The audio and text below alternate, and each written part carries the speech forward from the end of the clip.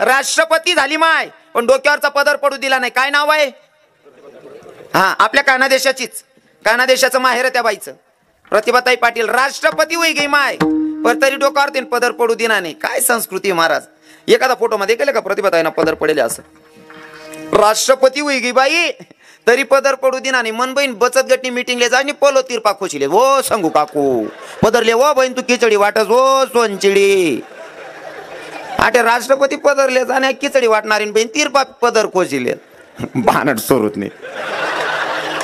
मस्त पदरले वजन मारा हो. हा, तुम्ही घर मान्यासान साडी कितला राज बहिणीसून? घर मान्यासान साडी कमीत कमी 500-600 रुपयांनी. 600 रुपयाची साडी, 600 रुपयाची साडी, 6 वार साडी, 6 मीटरची साडी 600 रुपयाला. मीटर कितीला पडलो काका? 100 रुपयाला. 100 रुपयानं मीटर एक, बरोबर आहे ना? 100 रुपये मग 1 मीटर. तुम्हाला पदर कितला मीटर ना रास? 1 मीटर ना. तो 100 रुपयाना पदर जर डोक्यावर टाकले ना, तुम्हाला बापनी करोड रुपयांनी इज्जत वाढवतो शमातारा. तुम्हाला डोक्यावर ना पदर जर देखील ना, कुठे ना माहेर राय पूर्ण. अरे काय संस्कार आहेत भाऊ, काय वय नाही भाऊ, मायबापनं पदर पडू देत नाही भाऊ पोर. मग काय फरक पडत? जर नुसतं डोक्यावर पदर टाका, मग आपला मायबापनी इज्जत वाढास टाकी. चला बुवा, पदर लेवा मग नुकसान होस महाराज. आम्ही मालेगावना स्टँडवर 17 बाया पदर लेता लेता मरी घेत असं वाचले, त्यामुळे आम्ही पदर लेतीत नाही. असं दे, असं काही शे का? हा, शिलगायले हो पदर, काय फरक पड राय ना. बाकी ना बाय, हा महाराज सटके सटके जा, चुका ठोकीले ना किती दावा शिलगा जाय. विठ्ठल विठ्ठल विठ्ठल विठ्ठल विठ्ठल विठ्ठल हे विठ्ठल. आको एक नवीन वस्त्र येले.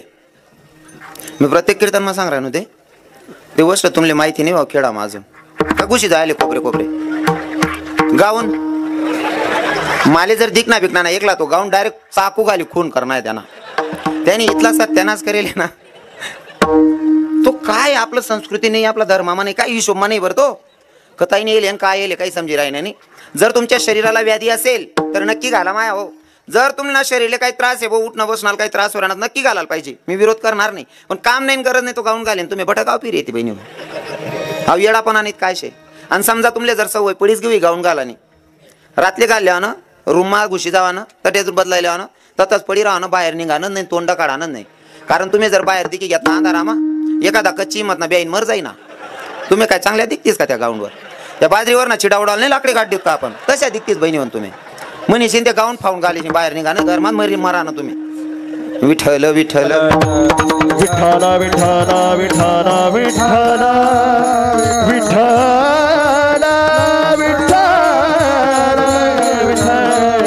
विठ्ठल विठ्ठल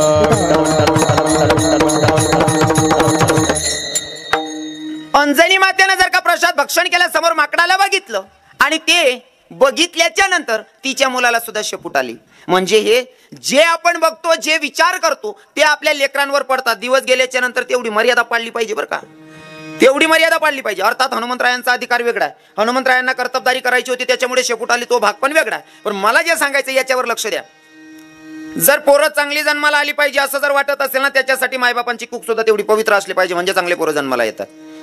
काही काही लोक म्हणतात महाराज पोऱ्याला काही मना आत्मा होतं का, मग तो बिगडी घ्या, मोठा व्हानंतर बिघडणार ते, जाऊ दे पण दाखल पण पाहिजे, त्याला समजायला पाहिजे होतं. एकदा ना आत्मा सुटी घे विषय संपी घ्या. जव लगून आपला आत्मा दूर येतो लगून केचे धरो. दिवस गेल्याच्या नंतर तुम्ही ग्रंथ वाचले पाहिजे हो, राजे छत्रपती शिवरायांच्या कथा वाचल्या पाहिजे, मोठ्या महात्म्यांच्या कथा वाचल्या पाहिजे, ग्रंथ वाचले पाहिजे. हा, पण मन माय दिवस गई का आत्मारी मोठदरी बटस. हा आखो काय काय मावल्या तर इथलं बोगस काम शे ना. उठीस नाही पाणी पिवायला बी जातेच नाही, जोडेच बाटल्या तरी बटी काय उठीन फ्रीज लगू जाऊ माय, पहिलेच बाटली जोडे तरी बट. हा मग ते बाटली पेस पाणी आणि टी व्ही दखल चाल दाखल पण पाहिजे बाटली सवय पड जा. हा तूच बाटली तरी बटेल होती काकू पहिला पाहिजे, तो काल बाटली सोडे हाते. आणि बाटली जर सोडायची पण असेल, जर घरात तुमचा भाऊ, तुमचा मुलगा, तुमचा नवरा किंवा बाप दारू पित असेल तर कोणत्या मोठ्या महात्म्याकडे कुठं जायची गरज नाही, वैद्याकडे जायची गरज नाही. मग काय करायचंय? स्वयंपाक करत असताना रामकृष्ण हरी म्हणायचं, राधे श्याम म्हणायचं, राधे राधे म्हणायचं, भगवंताचं नामचिंतन करायचं, मग भाकर तापायची, भगवंताचं नामचिंतन करायचं, भजन गायचं, मग भाजी बनवायची. नक्कीच वर्ष 2 वर्ष 3 वर्षांना तुमच्या पोराची, तुमच्या भावाची, तुमच्या नवऱ्याची, तुमच्या बापाची दारू सुटते. पण स्वयंपाक करत असताना रामकृष्ण हरी म्हणलं पाहिजे, राधे राधे म्हणलं पाहिजे, नक्कीच दारू सुटते. पण या बहिणीच रांता डिंग डांग डिंग, मग तो डिंग डांग करतच येस. आता त्या एक वेगळं वारं होत जायचे. मी ठरवलंय बाबा, महिन्यातून मी कमीत कमी 3 दिवस बसने प्रवास केला पाहिजे. दिनेश दादासाहेब, महिन्यातून 3 दिवस तरी मी बसने प्रवास करायला पाहिजे असं ठरवलंय. त्याच्या मागचे कारण असे, पहिलं कारण असं का मी गरीब घरना पोरे असे, आपली लायकी आपण विसरणार नाही, ती याद राहायला पाहिजे मनीषीने एसटीना प्रवास करणं आहे. दुसरी गोष्ट, मनात ज्ञान मग कुठेतरी उदाहरणे देवाला कमी पडायला लागले तर एसटीवर फिरवणं मुकला लोक भेटत आणि मुकला शिकायला भेटस. दुसरं कारण हा, म्हणजे 2-4 कारण आहेत, बाकी नाही सांगस नंतर सांगतो बाकी. हा, कारण तुम्ही दिले तिथला आपण सांगाल नाही, परवडाव ना. मी बसने प्रवास करत होतो आणि एक मस्त 70-75 वर्षाचे बाबा होते. 70-75 वर्ष ना बाबा, आणि तो बाबा गाणं म्हण राहता. कोणतं गाणं म्हणू आहे ते सुधारायला पाहिजे का नाही. 70-75 वर्ष ना म्हातारा, मी बॅग लिहून उभा आणि म्हातारा त्यांना चालली राहता. हे आज ती निहायत निरात दारू पिना समी, नशामा खोटा ना बोलाव धोके बासती. ओ म्हणा बापरे, कितला अंग दुखाडा नशा आहे. हा, म्हणजे काय करू, कोणती वय मात हे सुद्धा मुकलाले सुधरत नाही. हा, हे सगळं जर क्लिअर करायचं असेल ना, माया तुमच्या हातात माया. तुम्ही स्वयंपाक करत असताना देवाचं भजन म्हणलं पाहिजे, अंतकरणापासून देवाची भक्ती केली पाहिजे, वाईट विचार सुद्धा आले नाही पाहिजे. बरं, स्वयंपाक करत असताना तुमचे केस जरी मोकळे राहिले ना तरी संस्कार चुकीचे पडतात अन्नावर, म्हणून केस बांधूनच स्वयंपाक केला पाहिजे. आकू सांगू का, तुम्ही सांगता ना महाराज मन नवरा गण कमावस पण लक्ष्मी टिकच नाही, तू बिगर अंगाची आठी देस बाई. हा, दूध म्हणजे एवढं पवित्र आहे, अमृत म्हणलं जातं, त्या अमृताला बिगर स्नान करता हात लावते कशा लक्ष्मी नांदल विठ्ठल विठ्ठल. विठ्ठला विठ्ठला विठ्ठला विठ्ठला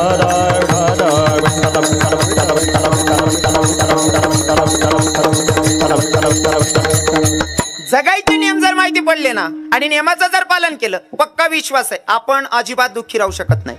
सगळ्या गोष्टी व्यवस्थित होतात, फक्त आपण नियमानं जगलं पाहिजे. बरोबर आहे की नाही? बरोबर आहे ना. हा, राजे छत्रपती शिवराय, ए भाऊ बोल नको रे, अरे वही राय ना धंदा भाऊ देणार रे, काय बोनीन पायरे दांगडो घालार तू रे. विठ्ठल विठ्ठल